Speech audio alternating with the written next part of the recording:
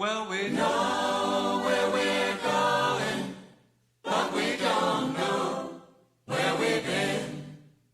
And we know what we're knowing, but we can't say what we've seen. And we're not little children, and we know what we want, and the future is certain. Give us time to work it out.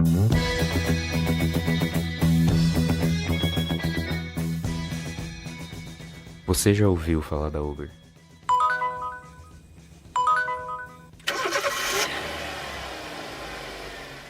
A empresa, criada em 2009 nos Estados Unidos, chegou ao Brasil em junho de 2014 e fez com que o trabalho não regulado pelo Estado caísse no gosto dos brasileiros.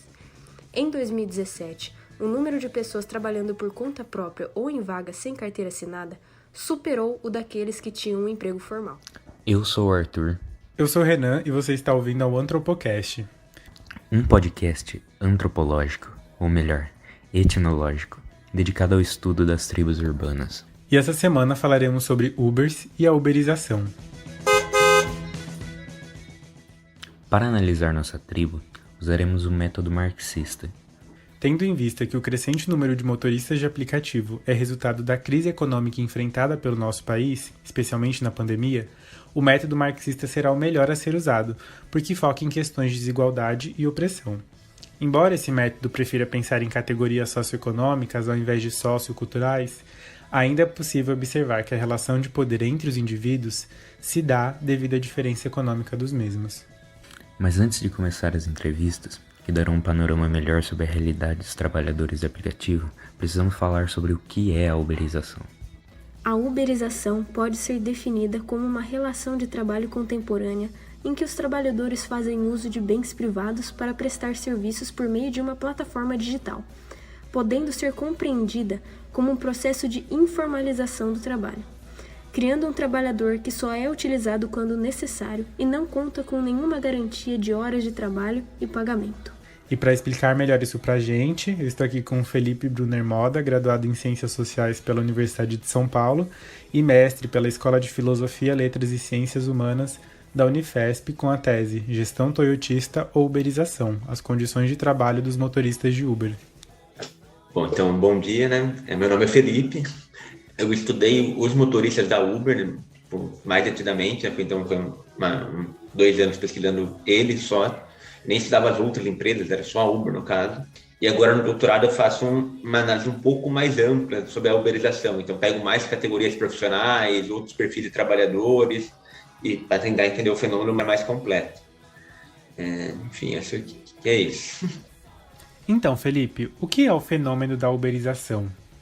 A uberização é um fenômeno bastante complexo ainda, que não tem uma definição tão fechada, mesmo entre os pesquisadores sobre o tema. Assim, tem alguns consensos que vai se avançando, mas é muito difícil você chegar hoje e falar a uberização é isso. As empresas sempre se colocam como uma empresa de tecnologia que serve a fazer intermediação entre um prestador de serviço e um consumidor. Não é ela que presta serviço, ela faz apenas a conexão entre esses dois fenômenos autônomos. Consumidor e trabalhador. Então, ela fala que, por lado do consumidor, isso é uma vantagem, porque os preços são mais baixos do que tinha antigamente para você conseguir aquele serviço, por exemplo, motorista em relação ao taxista. E para os trabalhadores, elas colocam que é uma maneira de gerar renda. Então, você não tem horário de trabalho, você não tem ficar 8 horas por dia, você trabalha, vai ficar 1 hora depois do meu trabalho dirigindo, você pode fazer isso. Então elas colocam essas vantagens. Porém, numa perspectiva crítica essa leitura, e que é algo que se desenvolve nas pesquisas acadêmicas sobre o tema, começam a demonstrar que, na verdade, esse aparente fenômeno entre 2 seres autônomos não acontece na prática. Porque, na verdade, o que a gente tem são empresas que controlam o trabalho, que organizam esse monte de trabalhadores por aí, se eximem de pagar qualquer tipo de encargos trabalhistas e ganham um lucro em cima desse trabalho. Então, são empresas que atuam de maneira não seguindo as leis trabalhistas existentes em cada país e que controla, coordena e precariza milhares de trabalhadores pelo Brasil todo e ganha em cima disso. Então, acho que tentando resumir por aí. Certo. Felipe, e quais são as razões que levam os trabalhadores a optarem por uma forma de trabalho tão precária quanto a dos aplicativos? Eu acho que tem diversas causas, elas têm algumas principais. Eu acho que a principal, de maneira geral, é o desemprego. Agora a gente vai conversar um pouco com o Matheus Henrique Guimarães, é motorista da Uber há algum tempo e também é jogador de futebol. E aí, Matheus, tudo certo? Primeiramente, boa noite. Tudo certo, tudo bem, graças a Deus. Então, meu nome é Matheus Guimarães, né? Tenho 22 anos, natural de Rio Claro mesmo. Minha profissão de origem é atleta de futebol profissional. Então, Matheus, conta um pouquinho pra gente por que você se tornou motorista de aplicativo. Eu estava empregado no Clube Atlético Amparo e veio a pandemia e todos os jogadores que estavam no clube fazendo parte do elenco vieram ficar na sua casa e por conta desse motivo foi onde que a saída que eu tive foi optar por motorista particular, que seria motorista aplicativo, motorista particular, Uber, em 99. Conheci a plataforma através do meu irmão, que já é Uber há algum tempo, e como eu estava aqui em Rio Claro, que é a minha cidade natal, precisando também manter minha vida, foi uma maneira mais rápida para mim manter o que eu já estava vivendo. Então, me cadastrei e comecei a trabalhar. Quando o clube não me chama de volta, o Atlético Amparo, ou um outro clube da região, ou de fora do Brasil até, aí eu estou voltando como motorista de aplicativo. Matheus acabou de nos contar por que virou motorista de aplicativo, com o motivo sendo sua falta de emprego devido à pandemia. E é assim que começa. O Brasil é o segundo maior mercado da Uber, perdendo apenas para os Estados Unidos, o que não é surpreendente, já que a empresa oferece um emprego fácil para uma pessoa que está desempregada e acha melhor ter um emprego do que ter direitos. Então, isso convence as pessoas a entrarem nesse trabalho. Então, só que daí, a partir do momento que ela entra, começa só a criar trabalhos assim também. Então, a perspectiva de ter um trabalho melhor não tem mais. Então, cada vez que é o que tem, e todo mundo vai caindo numa bola de neve, que no limite, daqui a pouco, tá todo mundo trabalhando quase sem direito. Então, chega e como um futuro possível, só existe isso, parece, entendeu? Então, acho que tem esse problema. Matheus, se você considerar que é você quem faz a maior parte do trabalho trabalhando na Uber, por exemplo, você tem que dirigir o carro, você tem que cuidar do seu carro, você tem que pagar a gasolina, você não acha que é um pouco injusto que eles peguem uma tarifa para eles? Então, como eu posso te dizer, quando você entra na plataforma, você já entra sabendo de tudo isso, tanto das coisas positivas quanto das coisas negativas. Como é uma decisão pessoal, ninguém te obriga, então a partir do momento que a pessoa não está contente ou acha que não está certo, ou que está isso ou está aquilo, ela tem, por livre e espontânea vontade, a opção de não fazer mais aquilo e procurar um outro trabalho, né? Foi como eu falei, por conta de eu ser novo, eu não posso ficar me posicionando muito, apenas com o que eu sei pouco ainda. Tem uma visão que esses trabalhadores eles são pouco organizados, eu acho, de maneira geral. Geralmente falam, não é tem os metalúrgicos, os bancários, os professores, categorias históricas, se fala em muitas greves e tudo mais, e esse novo tipo de trabalho tem trabalhadores que ou se veem como empreendedor ou que são muito desorganizados.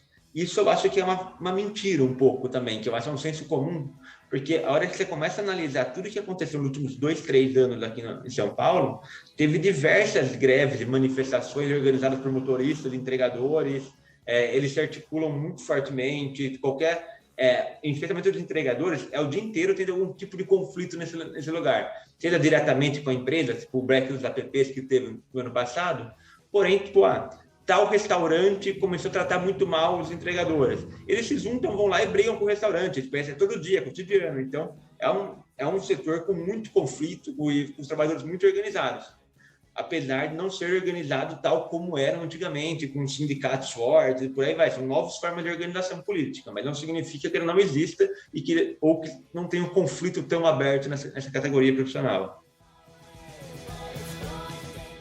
Mas, Felipe, e a Uber oferece algum programa de auxílio para trabalhadores em situações emergenciais, como em casos de acidente ou adoecimento?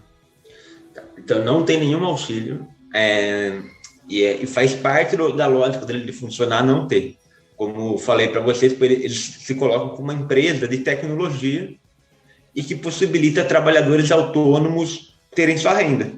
Então, tudo que acontece para além do sistema da Uber, do aplicativo, que junta o passageiro com o motorista, eles falam que não é mais de responsabilidade deles. E se você bate o carro, se você fica impossibilitado de conseguir seguir trabalhando como motorista, também a empresa não faz nada.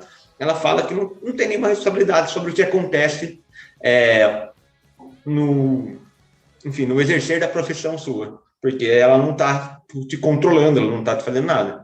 Então, esse discurso é muito ruim, é muito perverso. É bem complicado, né, nessa situação. Mas, Felipe, é uma tendência cada vez maior as empresas oferecerem menos direitos? Eu acho que sim. Eu acho que um problema que geralmente quem se impacta muito pela questão da uberização, às vezes acha que foi os aplicativos ou essas empresas que precarizaram o trabalho. Então, a gente chamaria dentro da teoria de um determinismo tecnológico. Então, a partir de uma determinada tecnologia, criou condições de trabalho muito ruins. Na verdade, eu acho que é o oposto. Você vem de décadas de desregulamentação do trabalho. E essas tecnologias agora só consolidam um cenário anterior de retirada de direitos. Então, acho que é uma tendência de transversal ao mercado de trabalho crescer empregos com direitos. Por um lado, sim, por causa da uberização em si, essas novas empresas precarizam o trabalho, porém, não é só por aí. Tipo, você pega a reforma trabalhista, ela criou diversos tipos de trabalho que não são uberizados e que são sem direitos também, e que também cresceram em diversas outras profissões. Então, eu acho que essa é a tendência do capital hoje é cada vez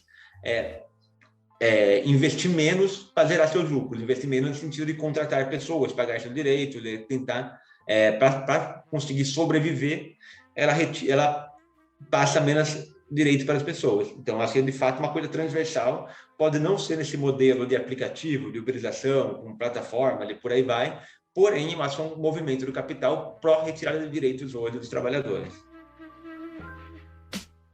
Matheus, eu queria saber qual é a sua perspectiva para o futuro. Você vai continuar sendo Uber por mais um tempo, ou isso vai se tornar um trabalho fixo? Ou você ainda tem intenção de voltar a ser um jogador de futebol? Hoje eu tenho comigo que eu sou um jogador de futebol profissional, porém estou desempregado sem clube por conta de tudo que aconteceu, de tudo que a gente veio passando.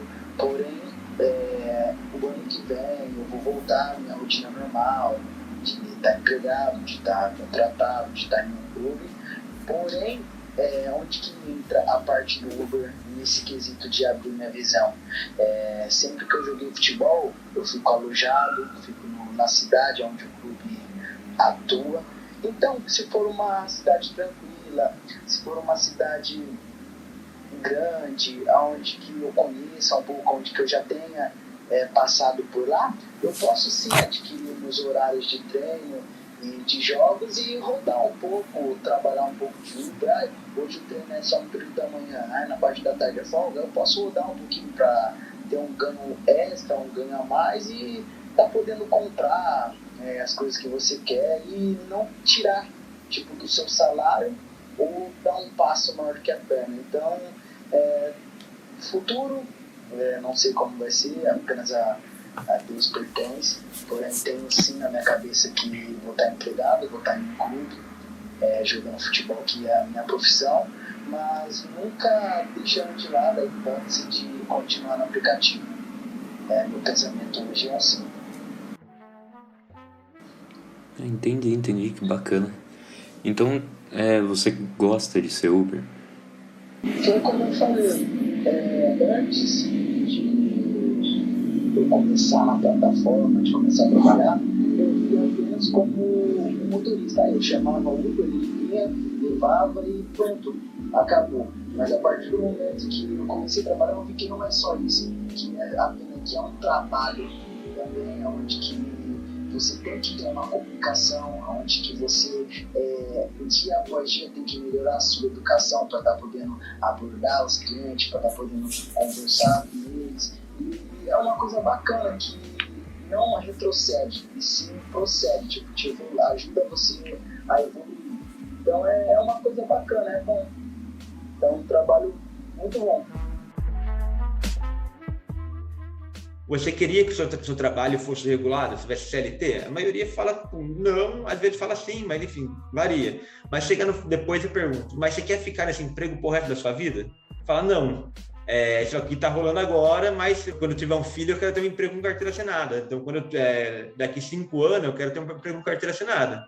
Então, e essa vontade futura, eu acho que também influencia cada vez mais eles se movimentarem agora no presente. Então, mas é uma tendência também cada vez mais querer algum tipo de direito.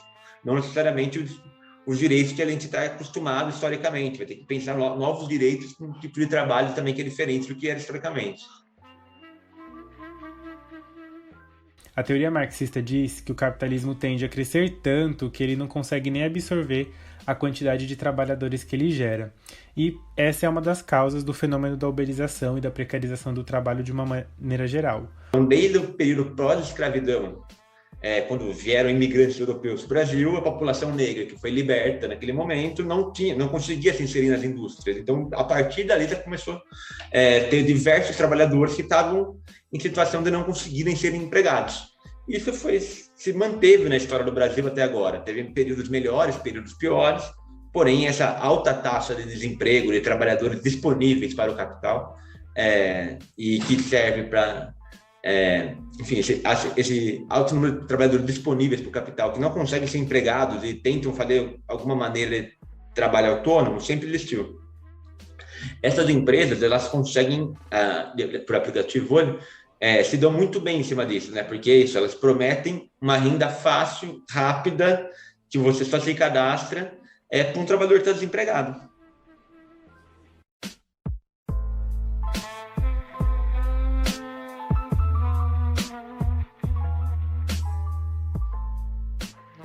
Assim, podemos concluir que, embora novo, o fenômeno da uberização se alimenta de uma alta taxa de desemprego que ocorre no Brasil desde o período da pós-escravidão.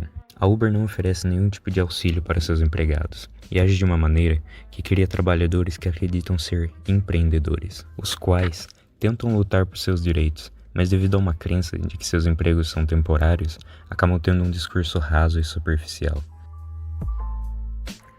O que esperar de um futuro uberizado? Eu não sei, pois como aquela velha música dizia, estamos em uma estrada para lugar nenhum. Mas o que sei é que ele provavelmente não será bom, com trabalho extremamente precarizado e pessoas sendo tratadas como objetos, sendo usadas apenas quando necessário. Por isso, devemos nos organizar de uma maneira que realmente faça a diferença, pelo bem dos nossos futuros empregos e dos nossos futuros familiares. Obrigado.